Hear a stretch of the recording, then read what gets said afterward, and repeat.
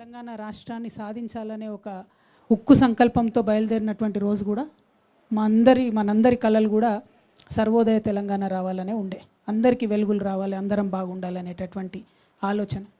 మరి సర్వోదయ తెలంగాణ సాధించాలంటే తెలంగాణ రక్షణ సేన ఎట్లా సాధిస్తుంది, దానికి టూల్, దానికి ఒక మార్గం, దానికి ఏంటిది వే అంటే మేము ఒక 5 అంశాలను ప్రాధాన్యత అంశాలుగా ఎన్నుకున్నాం.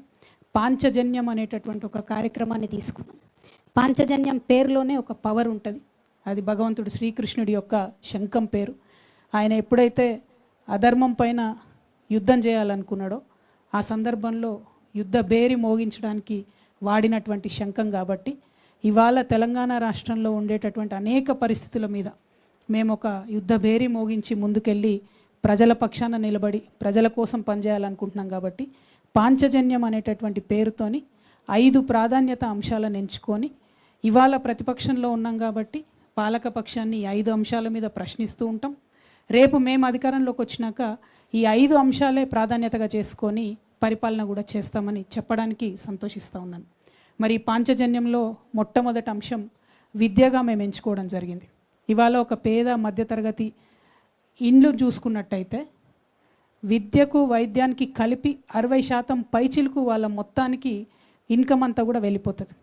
60% ఇన్కమ్ ఈ రెండిటికే పోయిన తర్వాత సేవింగ్స్కి కానీ, ఒక కొత్త వ్యాపారం చేసుకోవడానికి కానీ, ఒక చిన్న అసెట్ కొనుక్కోవడానికి కానీ, ఒక నగ కొనుక్కోవడానికి కానీ, అనుకోకుండా ఏదైనా ఎమర్జెన్సీ వస్తే చేసుకోవడానికి కానీ పేద మధ్యతరగతి ఇంట్లో ఒక రూపాయి కూడా మిగిలే పరిస్థితి లేదు.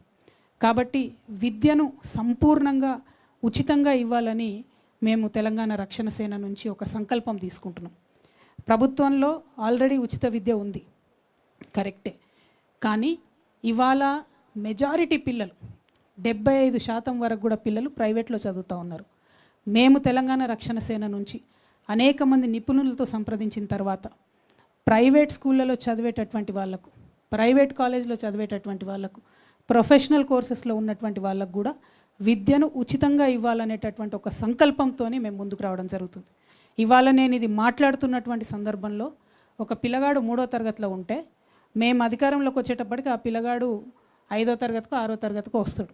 ఎన్నికలు 6 నెలలు అటు ఇటు అవుతాయి అంటున్నారు. కాబట్టి అంటే మీ పిల్లగాడు 5వ తరగతి నుంచి డిగ్రీ దాకా చదువుకున్నా, ఇంజనీరింగ్ చేసినా, ఏం చేసినా ప్రభుత్వమే ఆ ఖర్చు భరించి ఉచితంగా విద్యనివ్వాలనేటటువంటి మా సంకల్పం. దానికి సంబంధించి లెక్కలేసినాం. ఎన్ని పాఠశాలలు ఉన్నాయి, ఏ గ్రేడ్లో ఎన్ని పాఠశాలలు ఉన్నాయి, ఏ తరగతుల్లో ఎవరెవరు చదువుతూ ఉన్నారు, ఇటువంటి లెక్కలు అనేకం వేసిన తర్వాతనే చాలా స్పష్టంగా, చాలా నిర్దిష్టమైనటువంటి ప్రణాళికలు సిద్ధం చేసుకున్ననే నేను ఈ అనౌన్స్మెంట్ చేస్తూ ఉన్నా. మీరందరూ గత 20 సంవత్సరాల నుంచి నన్ను చూసిండ్రు. 27 ఏళ్ల వయసులో నేను ఉద్యమానికి వస్తే ఇప్పుడు నాకు 47 దాటి 48కి వచ్చిన.